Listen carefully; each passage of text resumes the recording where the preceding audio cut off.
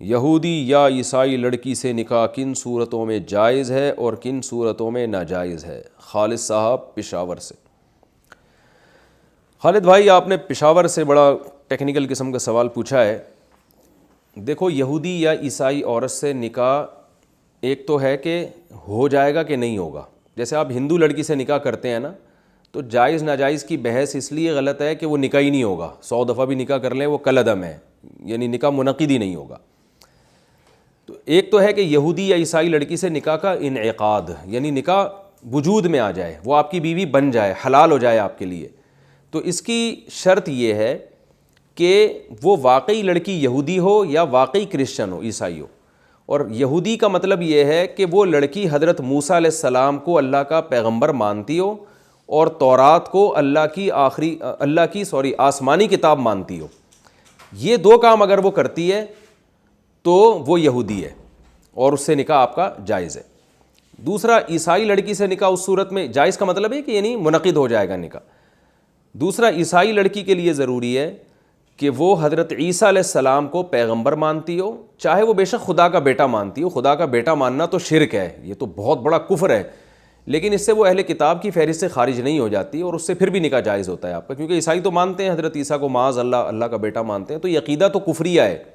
لیکن نکاح اس سے ہو جائے گا، اس عیسائی سے جو حضرت عیسیٰ کو اللہ تعالیٰ کا پیغمبر مانتی ہو اور انجیل اور تورات کو اللہ کی آسمانی کتاب مانتی ہو، بائبل کو اللہ کی کتاب مانتی ہو کہ اللہ نے آسمانی کتاب نازل کی ہے۔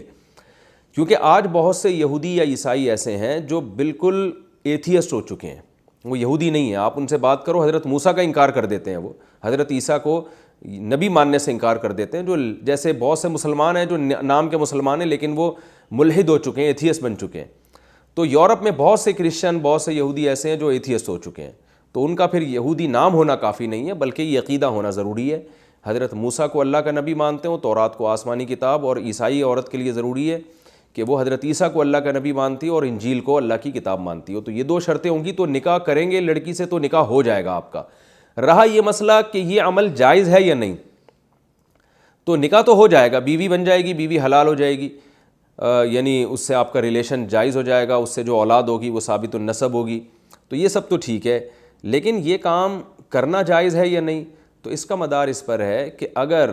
آپ کو یہ ذرا سا بھی خطرہ ہو کہ میں نے یہودی یا عیسائی لڑکی سے نکاح کیا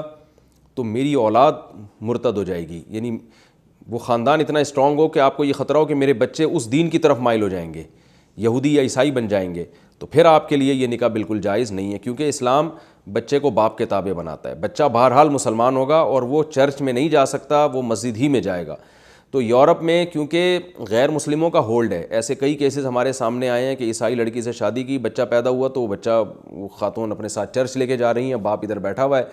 اور اس کا ذہن لڑکی نے خراب کر دیا۔ تو ایسا خطرہ اگر موجود ہے تو پھر یہ نکاح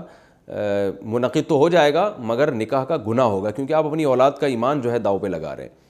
یا آپ ہی کی ذات کو اگر خدا نخواستہ خطرہ ہے، آپ کمزور ایمان کے ہیں، آپ نے یہودی یا عیسائی لڑکی سے شادی کی، پتہ چلا آپ ہی ٹہل گئے اور آپ ہی عیسائی بن گئے، یہودی بن گئے، تو یہ خطرہ بھی ہو تو بھی ایسے خطرات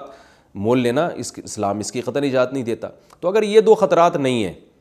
تو پھر اللہ نے اس نکاح کو حلال قرار دیا ہے،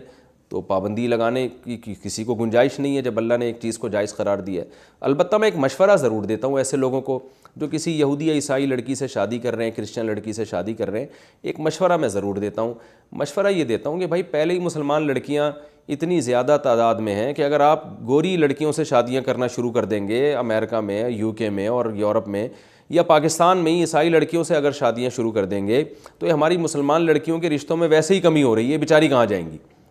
تو اس لیے یہ کام وہ کرے جس کا 2-3 شادیوں کا ارادہ ہو۔ اگر آپ ایک مسلمان لڑکی سے شادی کرتے ہیں، آپ ایک کرسچن لڑکی سے شادی کرتے ہیں تو پھر ایک مسلمان سے بھی کریں آپ، تاکہ ان کا بھی تو ٹھکانہ نصیب ہونا۔ یہ ان کے لیے عیسائی مردوں سے شادی تھوڑی جائز ہے،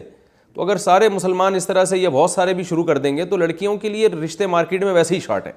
اور خالد بھائی آپ جیسے نیک لوگوں کے رشتے اور شارٹ ہیں۔ نیک اس لیے کہہ رہا ہوں کہ مسئلہ پوچھنے علماء سے تو نیک ہی ہوں گے انشاءاللہ۔ تو اگر آپ کسی یہودی عیسائی سے کر لیں گے تو پشاور میں پہلی لڑکیاں بیچاری بہت ساری ہیں جن کو رشتے نہیں مل رہے، تو وہ آپ جیسے ایک نیک آدمی سے محروم ہو جائیں گی۔ تو لہذا آپ پھر 4 شادیاں کریں، ایک یہودی، ایک عیسائی، ایک پشاور میں کر لیا آپ نے، اور ایک چوائس آپ کے پاس ہوگی پوری دنیا میں کہیں بھی کسی بھی مسلمان سے کر سکتے ہیں، ٹھیک ہے. تو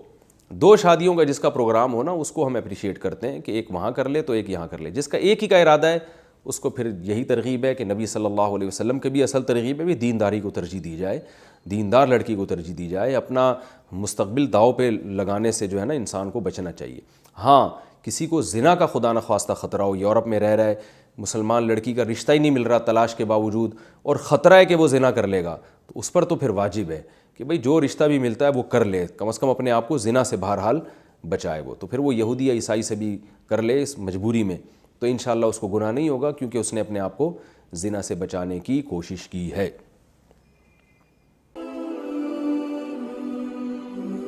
Ask Mufti Tariq Masood.